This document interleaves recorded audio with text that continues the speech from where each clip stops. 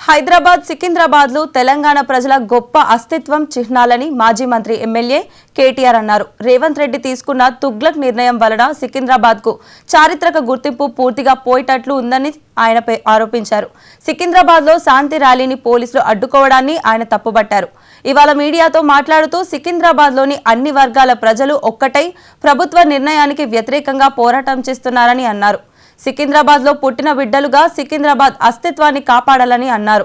గతంలో పుస్తకాల్లో చదువుకున్న తుగ్లక్ గురించి ఈరోజు అందరికీ కనిపిస్తున్నదని ఆయన ఆరోపించారు. రేవంత్ రెడ్డి ప్రభుత్వం పిచ్చోడి చేతిలో రాయిలా మారిందన్నారు.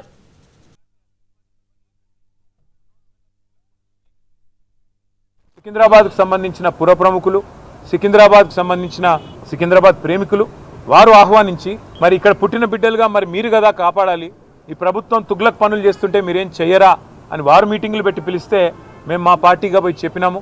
ఏం చెప్పాము? ఈ జంట నగరాలు జోడెద్దులు, ఈ జంట నగరాలకు స్పెషల్ ఐడెంటిటీ ఉన్నది. లష్కర్ అంటారు, పట్నం అంటారు. ఇట్లాంటి అస్తిత్వాన్ని దెబ్బతీయకండి, అనవసరంగా తుగ్లక్ పనులు చేయకండి.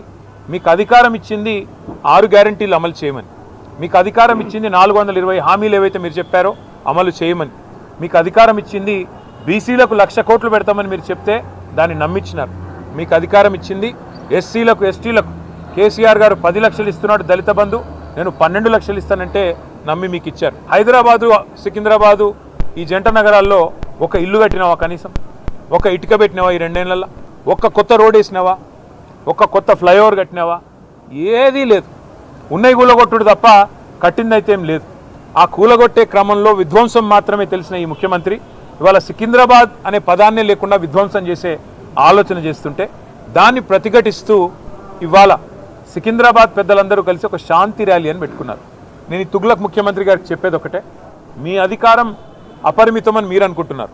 అధికారం 5 ఏళ్లకు ఒకసారి ప్రజలు రెన్యూ చేస్తే మళ్ళీ వస్తుంది తప్ప మీ ఇష్టం ఉన్నట్టు తుగ్లక్ పనులు చేస్తూ పోతుంటే అధికారం ఎవరికి శాశ్వతం కాదనేది ముఖ్యమంత్రి గారు గుర్తుపెట్టుకోవాలి. మీరు మీ కాంగ్రెస్ పార్టీ శాశ్వతంగా మరి ద్రోహులుగా చరిత్రలో మిగిలిపోతారు. తెలంగాణ అస్తిత్వాన్ని దెబ్బతీసిన ద్రోహులుగా, తెలంగాణ తల్లిని రూపుమాపి కాంగ్రెస్ తల్లిని ప్రతిష్ఠించిన ద్రోహులుగా, తెలంగాణ సంస్కృతిని తెలంగాణ అస్తిత్వానికి చిహ్నమైన కాకతీయ కళాతోరణాన్ని, చార్మినార్ని, తెలంగాణ ఆడపడుచులకు అత్యంత ప్రీతిపాత్రమైన బతుకమ్మని వీటిని దెబ్బతీసిన ద్రోహులుగా నీ ప్రభుత్వం నీ పార్టీ నిలబడిపోతుంది.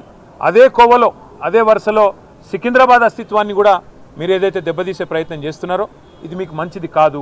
నాకైతే సంపూర్ణమైన విశ్వాసం ఉంది. తప్పకుండా మళ్ళీ కేసీఆర్ గారి నాయకత్వంలో మా పార్టీ తిరిగి ప్రజల దీవెనలతో తప్పకుండా ప్రజల ఆశీర్వాదంతో